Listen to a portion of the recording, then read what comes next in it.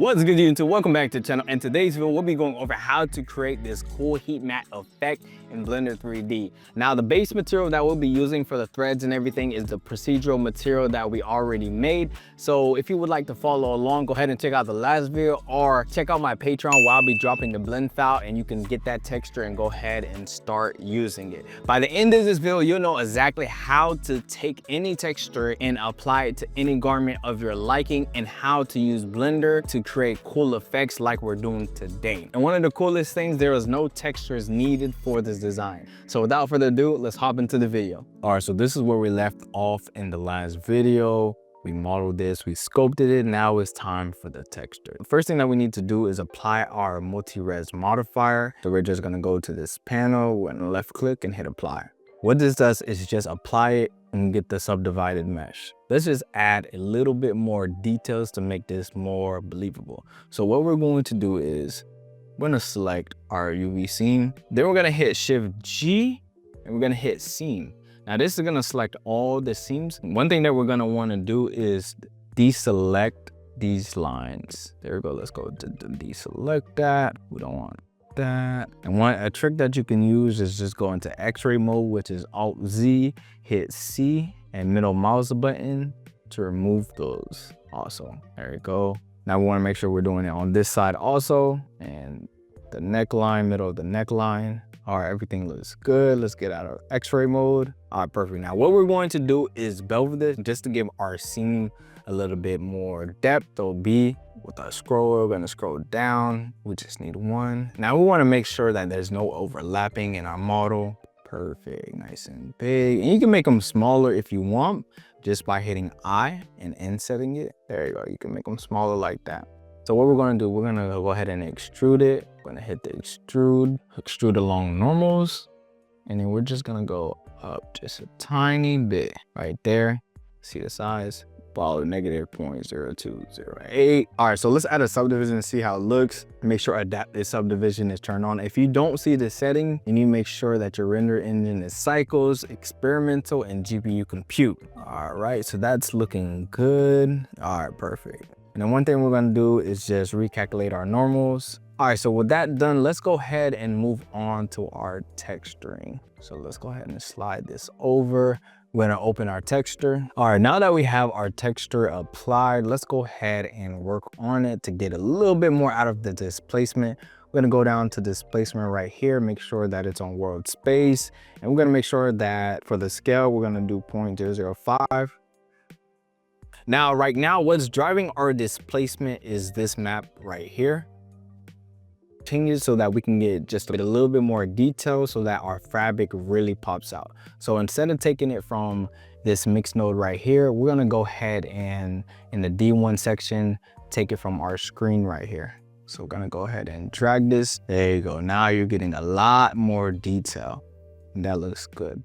All right, so one thing that we need to do, change our color to black, saturation, and bring this all the way down. We're gonna make this a dark gray. There you go. And just one final step to get that dark color, we're gonna take the saturation out of our sheen, and we're gonna make it into a dark gray about there.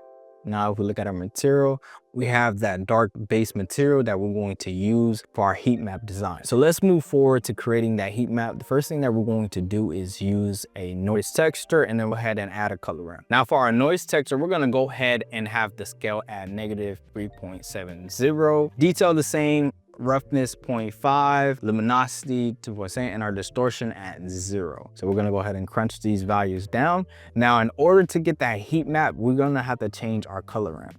So we're gonna change the black to red, the white to blue. And you can see already how we're getting closer to the heat map look. Now, to get the yellow, greens, and everything, we actually have to go in this section right here. We're gonna go to HSV. And then once we change the SSV, you'll see that column right next to it also changes. So we're gonna click color interpolation and we're gonna go down to clockwise. Adjust it, maybe you don't want that much red. A little bit more blue, you can crunch down the blue so that the blue is kind of overtaking it, get something like that. But for our design, we're just gonna keep this here. It's not too much blues, not too much red. And the cool thing about Blender's procedural nodes, you can always adjust it to your liking. All right, so now that we have here, what we're going to want to do, we're going to want to mix this with our thread so that the colors are popping when we add everything back together. So we're going to go ahead to our last mix and we're just going to drag it out to our node. What I like to do is just connect it to a color ramp so that it's there even if we don't use the color ramp, that's fine. So once we have these two things here, we have our heat map, we're going to go ahead and mix it. And then with the mix on, you can see kind of the effect that we're already aiming for. But instead of the mix, we're actually gonna go to lighten and then we're gonna bring the factor all the way to 1. We're gonna go ahead and swap the inputs and that's Alt-S.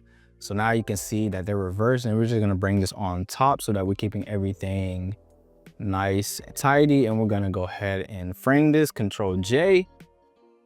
Just gonna name this heat map. So if we zoom in, you can see that our threads are now lighter than everything else. Now this is going to be great when we add everything back together with our black. So now that we have our heat map, it looks good, but this is just a little too much for my taste. So what we're going to do is use another noise texture to mask out certain parts of our heat map to make it more aesthetically pleasing. All right, so we're gonna go ahead and add another noise texture. Color ramp, there we go. We're gonna preview it, and to preview it is Shift Alt left click, crunch Z to value, saying something like this. So we're gonna input these values to get these nice broad shapes. So for our scale, we're gonna do 0.680, detail 0, roughness 1, luminosity 2, and distortion -1.70. If this is going a little too quick for you, go ahead and pause the video so that you can get these numbers down. So there's another step that we need to do for our noise texture just to add a little bit more randomization to it. So in this panel, C3D, we're gonna click it and we're gonna click 40, and that's going to give us a new parameter called W. Now W is cool because now we can move the W around and get all different types of shapes and variation. W is just the seed value for the noise texture to get different placements. All right, so once that is selected, we're just gonna do -14. We're gonna take our color values right here, take our heat map, and we're gonna merge them together. Now, a shortcut to merge them together is Shift Control right click.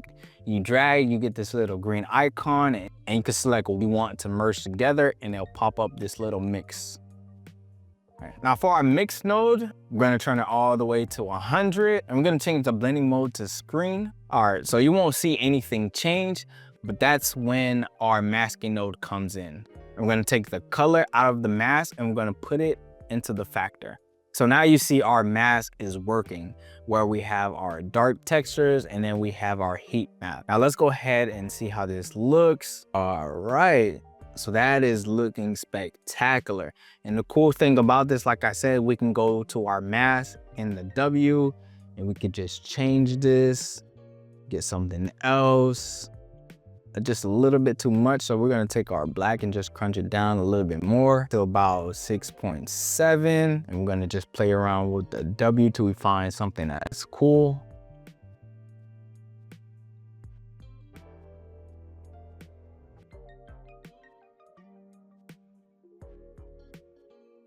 All right, so I like this design, so we're gonna go ahead and just leave it at 44.